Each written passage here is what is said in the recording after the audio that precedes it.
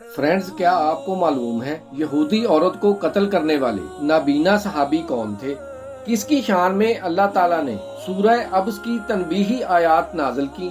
سیدنا عبداللہ ابن ام مکتوم مکہ کے رہنے والے تھے۔ آپ اللہ کے رسول صلی اللہ علیہ وآلہ وسلم کی پہلی زوجہ ام المومنین سیدہ خدیجہ رضی اللہ عنہا کے ماموزاد بھائی تھے۔ حضرت عبداللہ ابن ام مکتوم رضی اللہ عنہ ویسے تو نابینا تھے، مگر دل کی آنکھوں سے مکہ میں اسلام کی نورانی کرنوں کا مشاہدہ کیا۔ آپ ان لوگوں میں شامل ہیں جنہوں نے اسلام قبول کرنے میں سبقت حاصل کی۔ اسلام کے ابتدائی دور میں صحابہ کو جن مشکلات سے دوچار ہونا پڑا، آپ نے بھی ان مشکلات کا خندہ پیشانی سے سامنا کیا۔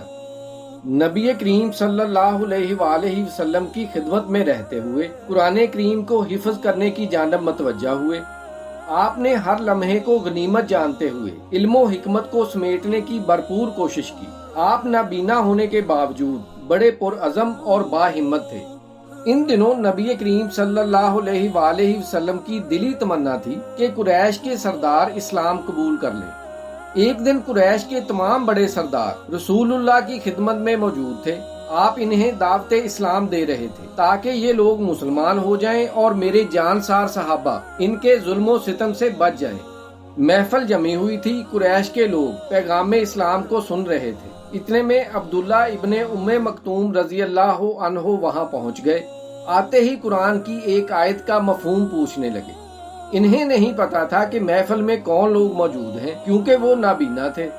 آپ کا یہ انداز دیکھ کر نبی کریم صلی اللہ علیہ وآلہ وسلم کے چہرے پر ناراضگی کے آثار ظاہر ہو گئے، لیکن آپ قریش کے سرداروں کی طرف متوجہ رہے اور انہیں اسلام کی دعوت دیتے رہے۔ جب مجلس ختم ہوئی تو آپ نے ابھی گھر جانے کا ارادہ ہی کیا تھا کہ وحی نازل ہوئی اور سورہ ابس کی پہلی آیات نازل ہوئی، جس میں اللہ تعالیٰ نے تنبیہ فرمائی کہ اے نبی صلی اللہ علیہ وآلہ وسلم، اس نابینا شخص کے مسئلہ پوچھنے پر آپ نے ناگواری کا اظہار کیا، جبکہ آپ کے پاس جو لوگ موجود ہیں ان کو آپ کی دعوت کی کوئی پرواہ نہیں۔ ان کو دفع کریں اور اس نابینا صحابی کو عزت دیں اور اس کی رہنمائی کریں۔ اس وحی کے نزول کے بعد نبی کریم صلی اللہ علیہ وآلہ وسلم حضرت عبداللہ ابن ام مکتوم سے مزید محبت کرنے لگے اور ہر مجلس میں آپ کا خاص خیال رکھتے۔ حضرت عبداللہ ابن ام مکتوم اتنے لاڈلے اور لائق صحابی تھے اور قرآن پاک کا اتنا علم رکھتے تھے کہ آپ صلی اللہ علیہ وآلہ وسلم نے مدینے کے لوگوں کو قرآن کی تعلیم دینے کے لیے آپ کو استاد بنا کر بھیجا تھا۔ نبی کریم صلی اللہ علیہ وآلہ وسلم نے ان کو نہ صرف امامت کے لیے کھڑا کیا بلکہ انہیں مسجد نبوی کا مؤذن بھی مقرر فرمایا۔ مسجد نبوی کے پہلے مؤذن سیدنا بلال رضی اللہ عنہ تھے۔ یہ دونوں حضرات باری باری اذان اور اقامت کہتے۔ رمضان المبارک میں سحری کی پہلی اذان حضرت بلال دیا کرتے۔ آپ صلی اللہ علیہ وآلہ وسلم نے ارشاد فرمایا، جب بلال اذان دیں تو سحری کھانا شروع کر دو، اور جب حضرت عبداللہ ابن مکتوم اذان دیں تو سحری کھانا بند کر دو، کیونکہ سحری کا وقت ختم ہو گیا۔ آپ اسلام کی شیدائی اور نبی اکرم صلی اللہ علیہ وآلہ وسلم سے شدید محبت کرتے تھے، یہاں تک کہ جنگ بدر کے موقع پر آپ نے کہا کہ میں نابینا ہوں، میں لڑ نہیں سکتا، لیکن مجھے ساتھ لے چلو، کم از کم کافروں کے سامنے ایک بندہ تو زیادہ کھڑا ہوا نظر آئے گا۔ یہ تھی آپ کی اسلام کے ساتھ کمٹمنٹ۔ خاص لوگ تو پھر خاص ہی ہوتے ہیں، ان کی تو پھر کمٹمنٹ ہی علیحدہ ہوتی ہے۔ یہی وہ لوگ ہیں جن کے مال اور جانیں اللہ نے جنت کے بدلے خرید لی ہیں۔ آپ کو رسول اللہ صلی اللہ علیہ وآلہ وسلم سے بے پناہ محبت تھی۔ آپ مدینہ میں جس گھر میں رہتے وہ گھر ایک یہودی عورت کا تھا۔ یہ عورت آپ کے ساتھ بہت حسن سلوک کرتی، لیکن آپ صلی اللہ علیہ وآلہ وسلم کی شان اقدس میں طعن و تشنیع کرتی۔ آپ اسے برداشت نہیں کر سکے اور اس عورت کو پکڑ کر اسے مار دیا۔ نبی کریم صلی اللہ علیہ وآلہ وسلم کی خدمت میں جب یہ مقدمہ پیش ہوا تو آپ نے ابن ام مکتوم سے دریافت کیا تو آپ نے کہا، یہ میرے ساتھ حسن سلوک کیا کرتی تھی، لیکن اس نے مجھے خدا اور اس کے رسول کی شان میں گستاخی کے ذریعے تکلیف پہنچائی۔ آپ صلی اللہ علیہ وآلہ وسلم نے ارشاد فرمایا، اللہ تعالیٰ اس عورت پر لعنت فرمائے، یہ عورت اس گستاخی کی وجہ سے خود ہی سزا کے قابل ہو گئی۔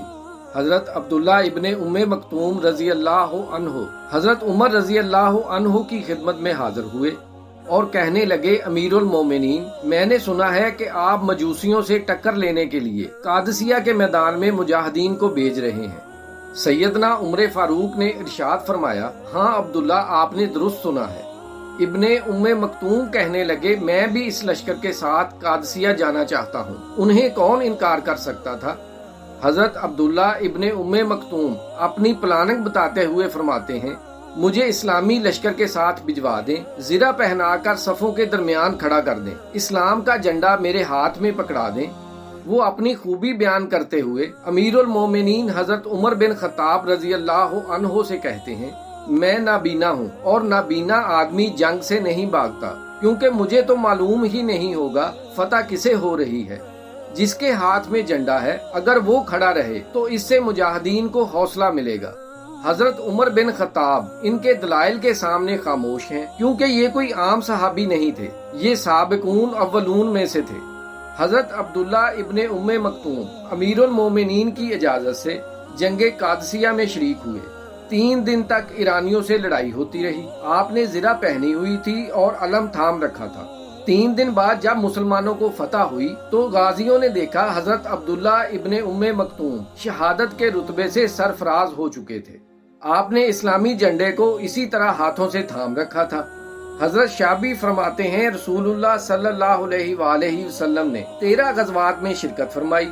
ہر غزوہ میں حضرت عبداللہ ابن مکتوم کو مدینہ میں اپنا جانشین اور خلیفہ مقرر فرما کر تشریف لے جاتے۔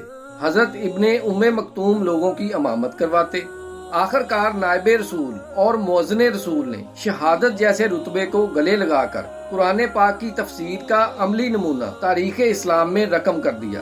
اللہ تعالیٰ ان کے درجات بلند فرمائے۔